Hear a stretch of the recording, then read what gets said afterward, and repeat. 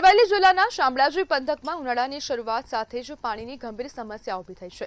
મેશ્વો નદી સુકાઈ જતા આસપાસના 30 થી વધુ ગામોમાં પીવાના પાણી અને સિંચાઈ માટે ભારે મુશ્કેલીઓ થઈ છે।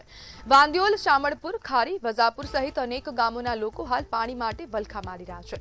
પરિસ્થિતિને ધ્યાનમાં રાખીને ખેડૂત એકતા મંચના પ્રમુખ દ્વારા કલેક્ટરને પત્ર લખીને મેશ્વો ડેમમાંથી તાત્કાલિક પાણી છોડવાની માંગ કરાઈ।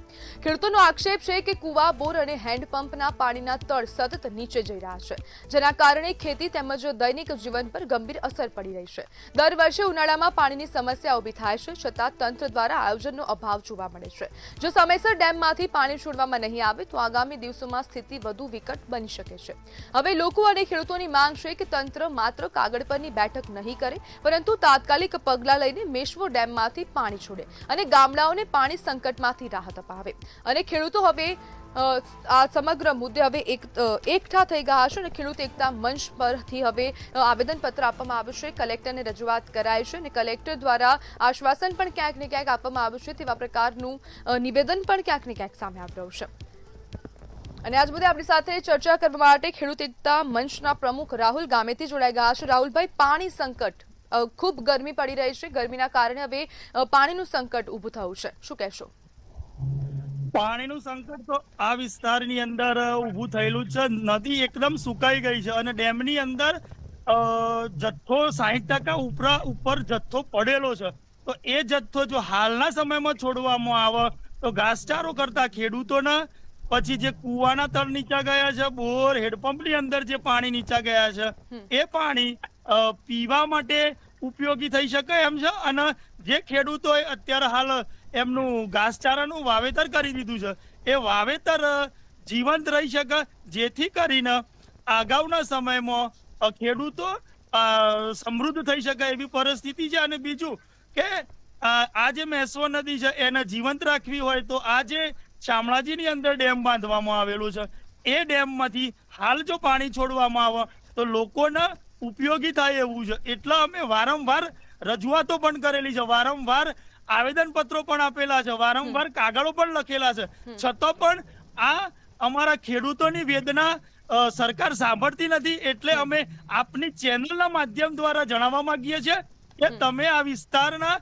ખેડૂતો, એમ જોવા જઈએ તો જો ડેમમાંથી પાણી નદીની અંદર છોડવામાં આવે તો અંદાજે 15 થી 20,000 લોકોને ફાયદો થાય એવો છે। એટલા માટે અમારે એક જ માંગણી છે કે ટૂંક સમયમાં અમારી આ રજૂઆતને ધ્યાને લઈ અને મેશ્વો નદીમાં પાણી છોડવામાં આવે તો જે આ વિસ્તારના પશુ પક્ષીઓ અને જે આપણે વાવેતર કરેલા ખેડૂતો છે એમનો પણ પાક બચી જાય એવી હાલની પરિસ્થિતિમાં દેખાઈ રહ્યું છે।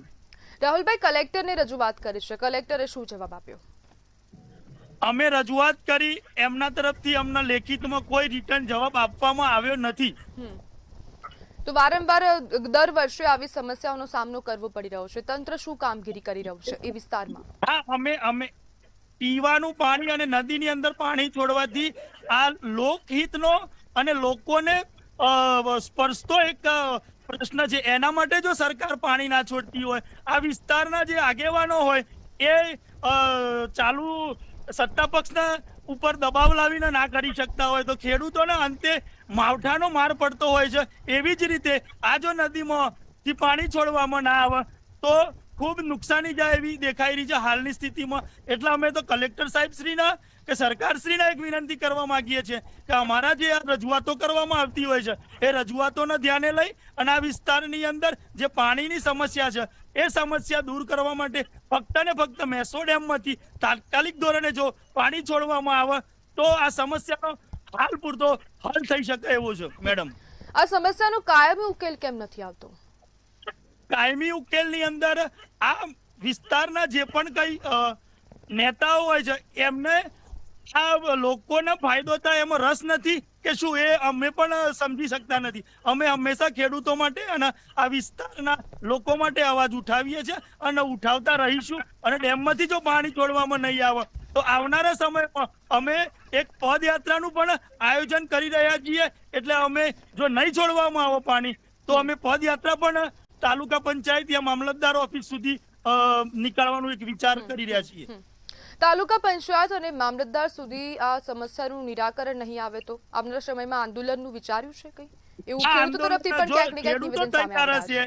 લોકો તૈયાર હશે તો અમે ચોક્કસથી આંદોલન ઉપર ઉતરવાના છીએ અને પદયાત્રા પણ અમે એક ફરીથી અગાઉ પણ અમે ડેમમાંથી પાણી છોડવા માટે પદયાત્રા કરી હતી અને આ વખત પણ જો પાણી છોડવામાં નહીં આવે તો અમે પદયાત્રા કરતા પણ ખચકાશું નહીં.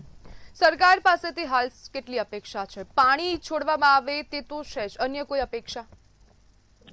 સરકાર પાસે એક જ અપેક્ષા છે કે આ વિસ્તારની જે મેસો નદી સુકાઈ ગઈ છે એની અંદર પાણી છોડવામાં આવે અને બીજી સરકાર ચાલુ સરકાર જોડે તો આપણને અપેક્ષા હોતી જ હોય છે કે જે કઈ વિકાસ હોય આ વિસ્તારમાં જે મેન સમસ્યા પાણીની છે મેડમ, આ મેસો નદી સુકાઈ જવાથી. એટલે હાલ પૂરતું અમે આ નદીની અંદર તાત્કાલિક ધોરણે પાણી છોડવામાં આવે એ જ અમે એક સરકાર જોડે મોટી આશા લઈને બેઠા છીએ.